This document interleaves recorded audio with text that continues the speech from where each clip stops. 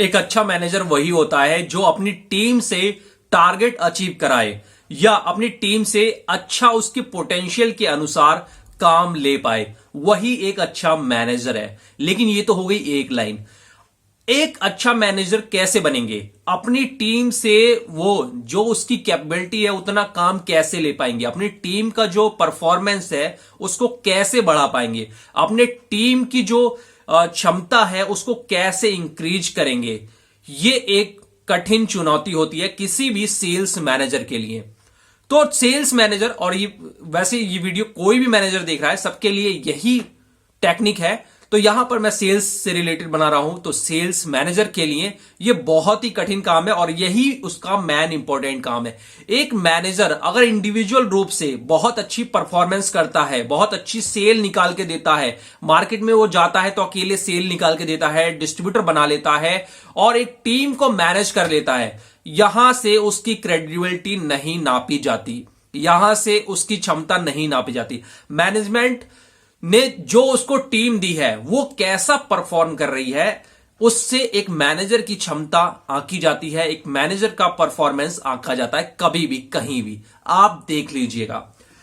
तो एक जो मैनेजर होता है वो अपनी टीम पर किस तरह से फोकस करे, क्या चीज कराए ताकि उसकी टीम वो काम अपने आप करे, अपने मन से करे, अपना मोटिवेशन से करे।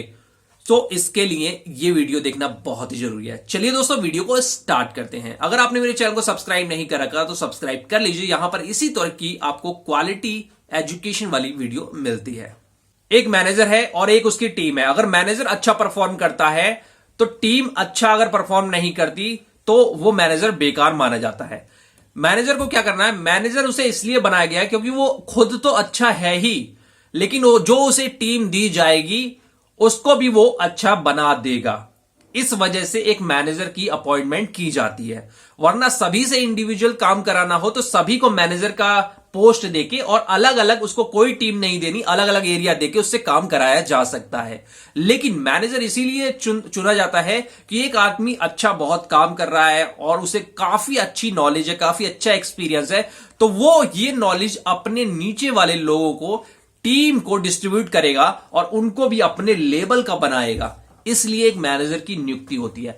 तो मैनेजर का क्या काम है? अपनी टीम को आगे ले जाना, उनकी स्किल्स को, उनकी क्षमता को, उनकी एजुकेशन को, उनकी ट्रेनिंग को और ऊंचे लेवल तक ले जाना, ताकि भविष्य में जो टीम है वो और अच्छे पोजीशन पर जाए और अच्छी सैलरी प्राप्त करे और जो काम कंपनी ने उस समय दिया है उसको और भी अधिक क्षमता से करे।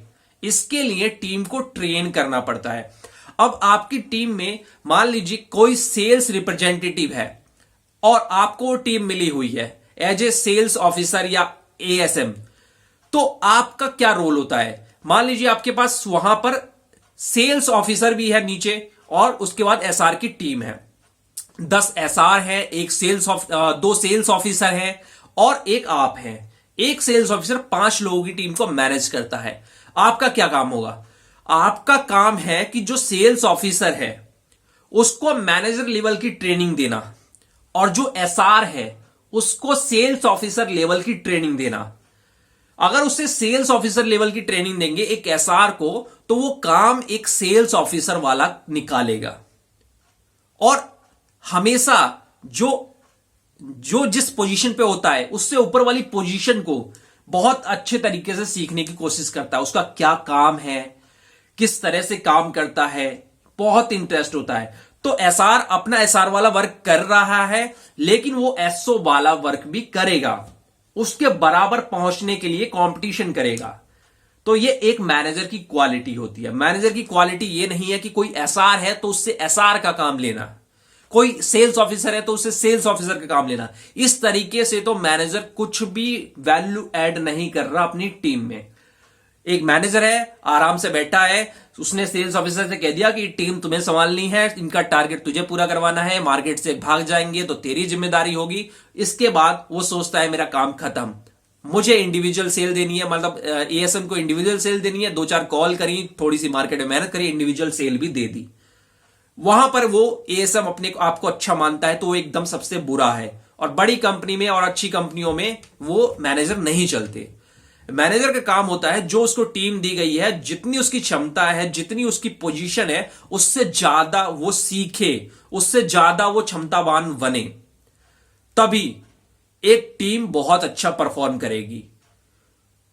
अब अगर आप एसआर को सेल्स ऑफिसर वाली ट्रेनिंग दे रहे हो, सेल्स ऑफिसर वाला भी काम करा रहे हो और एसआर का भी काम कर रहा है, तो कल को अगर सेल्स ऑफिसर नहीं भी रहता है तो भी वो काम अच्छा करेगी टीम।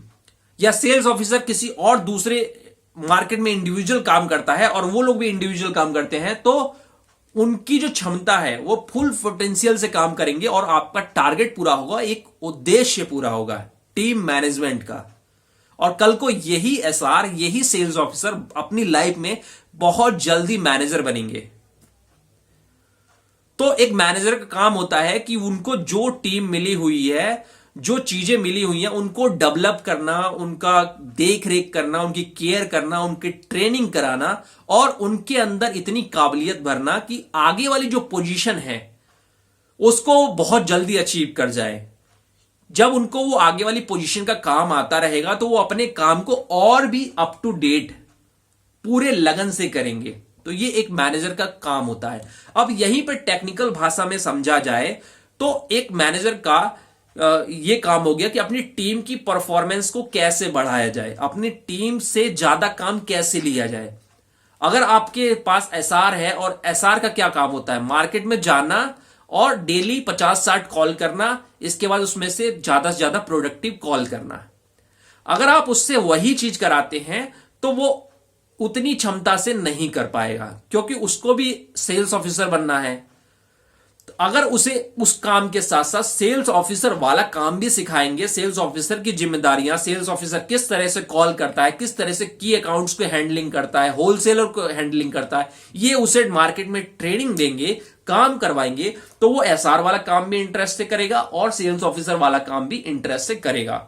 यानी कि प्रोडक्टिविटी ज्यादा होगी, यानी कि टीम की परफॉर्मेंस बढ़ जाएगी। तो ये एक मैनेजर का काम होता है और खास तौर से सेल्स मैनेजर का काम होता है। आपने देखा होगा कंपनी का मालिक चाहे तो टॉप मैनेजमेंट को हटा सकता है और सारे काम खुद से भी कर सकता है, क्योंकि फैक्ट्री में फैक्ट्री मैनेजर होता है, मार्केट में आरएसएम होता है, तो उसे जीएम की, वाइस प्रेसिडेंट की, मार्केटिंग ब्रांड मैनेजर की, किसी की कोई जरूरत नहीं होती। और 10 फैक्ट्रियां हैं, उस सब फैक्ट्री में अलग अलग मैनेजर है, लेकिन उनके ऊपर भी एक मैनेजर उसने रखा हुआ है। क्योंकि कोई भी बड़ा काम अगर आप करना चाहते हैं तो अकेले करेंगे तो सारी चीजें आप मैनेज नहीं कर पाएंगे या प्रोडक्टिव नहीं होंगी, परफॉर्मेंस नहीं आएगी। इसीलिए लोगों को रखा जाता है और उनको ट्रेन किया जाता है कि देखो मुझे रिपोर्ट ऐसे चाहिए, मुझे परफॉर्मेंस ऐसे चाहिए। आप उन्हें सिखाते हो, उनसे रिपोर्टिंग लेते हो और इस तरह से वो लोग मेहनत से काम करते हैं और फिर फ्रूट आता है, परफॉर्मेंस आती है। वरना टॉप मैनेजमेंट अगर मालिक चाहे तो वाइस प्रेसिडेंट, जीएम को निकाल दे और डायरेक्ट जो फैक्ट्री मैनेजर है, जो मार्केट के मैनेजर है, फील्ड के मैनेजर है, उनसे डायरेक्ट रिपोर्टिंग भी ले सकता है, लेकिन प्रोडक्टिविटी घट जाएगी, टीम की परफॉर्मेंस भी घट जाएगी, चाहे वो कितनी भी बड़े कंपनी से टीम को ले आए। इसीलिए मैनेजर के ऊपर मैनेजर रखा जाता है, मैनेजर के ऊपर मैनेजर रखा जाता है। अब अगर अच्छा मैनेजर है तो टीम धीरे धीरे अच्छी हो जाती है, बुरा मैनेजर है तो टीम धीरे धीरे खत्म हो जाती है। एक सेल्स मैनेजर का यही काम होता है कि जो आप हैं अपनी टीम को भी भविष्य में वही बनाने के लिए आपको आज से ट्रेनिंग देनी है, चाहे वो सेल्स करवाना हो, चाहे उनका जो काम है वो करवाना हो, चाहे उन्हें एक ऑनरशिप देनी हो, एक कैपेबिलिटी देनी हो कि मैनेजर का रोल हम आपको दे रहे हैं, हम सेल्स ऑफिसर का आपको रोल दे रहे हैं, आप अपने एरिया के सेल्स मैनेजर हैं, कुछ आपको उनको एडवांटेज भी देना है, कुछ ट्रेनिंग भी देनी है, सारी चीजें।